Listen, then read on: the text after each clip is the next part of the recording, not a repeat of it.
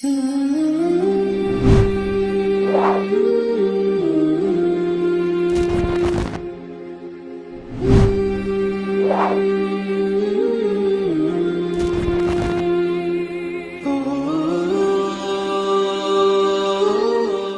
اللہ الرحمن الرحیم۔ مختصر القدوری کا چھٹا باب ہے، کتاب الصلاۃ، سبق نمبر 13 میں خوش آمدید۔ آج کے سبق کے اندر ہم پڑھیں گے کہ کس کی ابتدا میں نماز پڑھنا یہ جائز نہیں ہے۔ عبارت دیکھ لیں، ترجمہ کرتے ہیں، پھر آخر میں اس کی تشریح کرتے ہیں۔ وَيَصُفُّ الرِّجَالُ ثُمَّ الصِّبْيَانُ ثُمَّ الْخُنثَىٰ ثُمَّ النِّسَاءُ فَإِنْ قَامَتِ امْرَأَةٌ إِلَىٰ جَنْبِ رَجُلٍ وَهُمَا مُشْتَرَكَانِ فِي صَلَاةٍ وَاحِدَةٍ فَسَدَتْ صَلَاتُهُ وَيُكْرَهُ لِلنِّسَاءِ حضور الجماعة ولا باس بأن تخرج العجوز في الفجر والمغرب والعشاء عند أبي حنيفة رحمه الله تعالى، وقال أبو يوسف ومحمد يجوز خروج العجوز في سائر الصلوات ولا يصلي الطاهر خلف من به سلس البول ولا الطاهرات خلف المستحاضة ولا القارئ خلف الأمي ولا المقتسي خلف العريان۔ عبارت ہوگی، اس کا ترجمہ دیکھنے پہ تشریح کرتے ہیں۔ فرمایا کہ مرد صف باندھیں گے، پھر بچے، پھر خنسا، پھر عورتیں، اور اگر عورت کھڑی ہو گئی ہے ایک آدمی کے پہلو میں اور وہ دونوں ایک نماز میں مشترک ہیں تو مرد کی نماز فاسد ہو جائے گی، اور مکروہ ہے عورت کے لیے جماعت کا حاضر ہونا، اور کوئی حرج نہیں ہے کہ بڑھیا نکلے فجر میں، مغرب میں اور عشاء میں۔ امام صاحب رحمۃ اللہ علیہ کے نزدیک اور صاحبین رحمۃ اللہ تعالیٰ نے فرمایا جائز ہے بڑھیا کے لیے نکلنا تمام نمازوں میں، اور نہیں نماز پڑھے گا پاک آدمی اس شخص کے پیچھے جس کو پیشاب کے قطروں کا مرض ہو، اور نہ ہی پاک عورتیں استحاضہ والی عورت کے پیچھے، اور نہ ہی پڑھا ہوا امی کے پیچھے، ان پڑھ کے پیچھے، اور نہ ہی کپڑا پہننے والا ننگے کے پیچھے۔ عبارت و ترجمہ ہو چکا ہے، چلتے ہیں اس کی تشریح کی طرف۔ دیکھیں، جو پہلا مسئلہ یہ بیان کیا ہے وہ یہ ہے کہ امام کی اقتداء کے اندر جو نماز پڑھنے والے ہیں اس میں بالغ مرد بھی ہیں، اور اسی طریقے سے اس میں نابالغ بھی ہیں، اس میں وہ ہجڑے بھی ہیں جس کو عربی کے اندر خنسا کہا جاتا ہے، اسی طریقے سے اس میں عورتیں بھی ہیں۔ تو اس میں صف کی ترتیب کیا ہوگی؟ تو دیکھیں، اس میں صف کی ترتیب یہ ہوگی کہ جو اعلیٰ ہے اس کو مقدم کیا جائے گا، اور اس کے بعد جس کا درجہ ہے اس کو دوسرے نمبر پر، پھر جس کا درجہ ہے اس کو تیسرے نمبر پر، پھر جس کا درجہ ہے اس کو چوتھے نمبر پر لایا جائے گا۔ مثال کے طور پہ بالغ مرد ہیں تو مردوں کی صف پہلے بنے گی، اس کے بعد اگر نابالغ بچے ہیں تو پھر اس کے بعد بچوں کی صف بنے گی، اور اس کے بعد اگر ہجڑے بھی ہیں، خنسا بھی ہے، تو اگر وہ ہے تو پھر اس کی صف بنے گی، اور پھر آخر کے اندر جو صف بنے گی وہ عورتوں کی صف بنے گی۔ تو اس ترتیب سے صفوں کی ترتیب ہوگی، اور پھر امام یہ نماز پڑھائے گا۔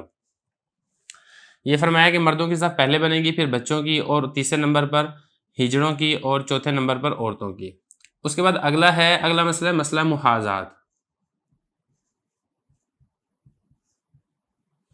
مسئلہ محاذات کیا ہے وہ آگے خود ذکر کیا جا رہا ہے کہ عورت اگر مرد کے پہلو میں کھڑی ہو کر نماز پڑھ رہی ہے اور وہ دونوں ایک ہی نماز کے اندر شریک ہیں، مثال کے طور پہ دونوں نماز پڑھ رہے ہیں فجر کی، دونوں نماز پڑھ رہے ہیں ظہر کی، اور نماز جماعت کے ساتھ پڑھ رہے ہیں، تو پھر اس صورت میں فَإِنْ قَامَتِ اگر عورت کھڑی ہو گئی ہے مرد کے پہلو میں اور وہ دونوں ایک ہی نماز کے اندر مشترک، یعنی ایک ہی نماز دونوں پڑھ رہے ہیں، فَسَدَتْ الصَّلَاةُ تو مرد کی نماز فاسد ہو جائے گی۔ اس مسئلے کو مسئلہ محاذات کہتے ہیں۔ یہاں پر تو حضرت نے عموماً ایک مسئلہ ذکر کیا، اس کی تفصیل نہیں بیان کی ہے، وگرنہ مسئلہ محاذات کے اندر مرد کی نماز کی فاسد ہونے کے لیے کچھ شرطیں ہیں، جن شرطوں کا لحاظ اور خیال رکھا جائے تو تب مرد کی نماز فاسد ہوتی ہے۔ اگر کوئی ایک شرط بھی نہ پائی جائے تو پھر مرد کی نماز فاسد نہیں ہوتی ہے، لیکن چونکہ حضرت نے تفصیل نہیں کی ہے تو اس لیے ہم بھی یہاں پر تفصیل نہیں کرتے ہیں۔ تو اس لیے نماز کے فاسد ہونے کا حکم لگانے سے پہلے آپ پر لازم اور ضروری ہے کہ آپ کسی اچھے اور بہترین عالم دین سے اس مسئلے کو صحیح طریقے سے سمجھ لیں، پھر آگے کسی کو مسئلہ بتائیں۔ اگر آپ نے ایسے ہی مسئلہ بتا دیا تو ہو سکتا ہے آپ کا مسئلہ غلط ہو جائے۔ تو بہرحال یہ مسئلہ ہو گیا مسئلہ محاذات۔ اگر عورت مرد کے پہلو میں کھڑی ہو جائے اور وہ دونوں ایک نماز میں مشترک ہیں تو مرد کی نماز فاسد ہو جائے گی۔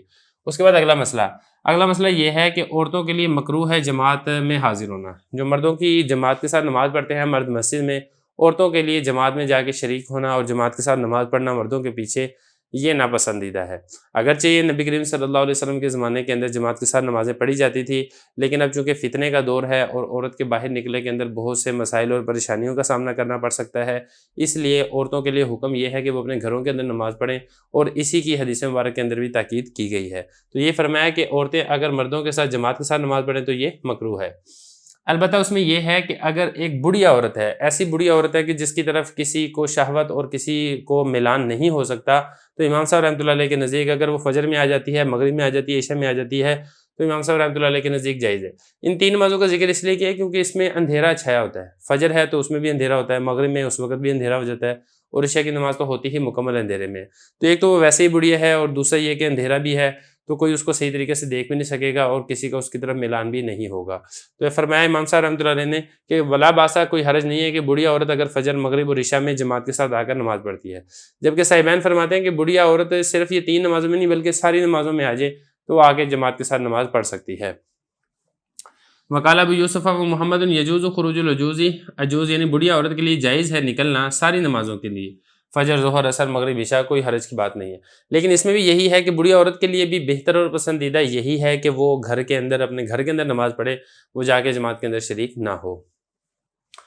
اس کے بعد اگلا مسئلہ بیان فرمایا ولا یصلی الطاہر خلف من سلس البول۔ سلس البول کا مطلب ہوتا ہے پیشاب کا چلنا، سلس کا مطلب ہوتا ہے چلنا، اور بول عربی میں کہتے ہیں پیشاب کو۔ تو بعض لوگوں کو پیشاب کے قطروں کا مرض ہوتا ہے، ان کے پیشاب کے قطرے چلتے ہی رہتے ہیں، رکتے نہیں ہیں۔ تو ایسے شخص کے لیے نماز کا حکم یہ ہے کہ وہ نماز تو پڑھے گا، نماز ایسے شخص سے معاف نہیں ہوتی۔ اگر تو اس کو اتنا وقفہ اور سپیس مل جاتی ہے کہ جس میں اس کے پیشاب کے قطرے رک جائیں اور وہ پاکی حاصل کر کے پاک کپڑوں میں نماز پڑھ لے، پھر تو اس کے لیے یہی لازم اور ضروری ہے۔ اگر اس کو اتنا بھی وقت نہیں ملتا، سارا وقت ہی اس کے پیشاب کے قطرے چلتے رہتے ہیں، تو پھر یہ شخص ایسے ہی نماز پڑھے گا، تو یہ معذور ہوگا۔ اب معذور کے پیچھے جو ایک عام نارمل ایک پاک آدمی ہے، اس کی نماز نہیں ہوگی، معذور کو پیچھے کھڑا ہونا پڑے گا، معذور امامت نہیں کروا سکتا پاک مردوں کی۔ وجہ یہ ہے کہ جو امام ہے اس کا مقتدیوں سے افضل، یہ کم از کم یہ ہے ان کے برابر ہونا، یہ لازم اور ضروری ہے۔ اگر امام ادنا ہے، مقتدی اعلیٰ ہے، تو پھر اعلیٰ کی ادنا کے پیچھے نماز درست نہیں ہوتی ہے۔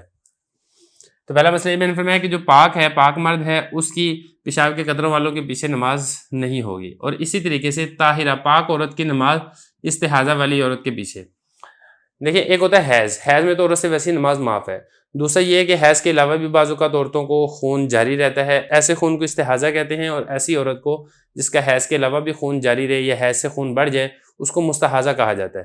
تو مستحاضہ کے لیے بھی نماز پڑھنی ضروری ہوتی ہے۔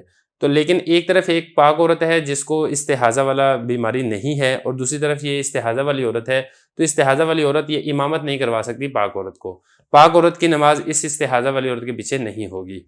یہ فرمایا کہ طاہرات پاک عورتوں کی نماز مستحاضہ عورت کے پیچھے نہیں ہوگی۔ اور اسی طریقے سے ایک شخص ہے جو قرآن مجید پڑھا ہوا ہے، قرآن مجید اچھے طریقے سے پڑھتا ہے، اور دوسرا وہ ان پڑھ ہے، اس کو قرآن پاک پڑھنا نہیں آتا، تو اب جس کو قرآن پاک پڑھنا آتا ہے اس کی نماز اس ان پڑھ کے پیچھے نہیں ہوگی۔ یہی فرمایا کہ جو قاری ہے، جس کو قرآن پڑھنا آتا ہے، اس کی نماز اس امی ان پڑھ کے پیچھے نہیں ہوگی۔ اور اگلا مسئلہ یہ ہے کہ ایک ننگا ہے اور ایک نے کپڑے پہنے ہوئے ہیں۔ ایک شخص ایسا ہے جس کے پاس اپنا صدر چھپانے کے لیے کپڑا نہیں ہے، اور ایک شخص ایسا ہے جس نے کپڑے پہنے ہوئے ہیں، تو کپڑے پہننے والے کی نماز اس ننگے کے پیچھے نہیں ہوگی۔ ننگے والے کے لیے لازم اور ضروری ہے کہ اس کپڑے پہننے والے کے پیچھے وہ نماز پڑھے۔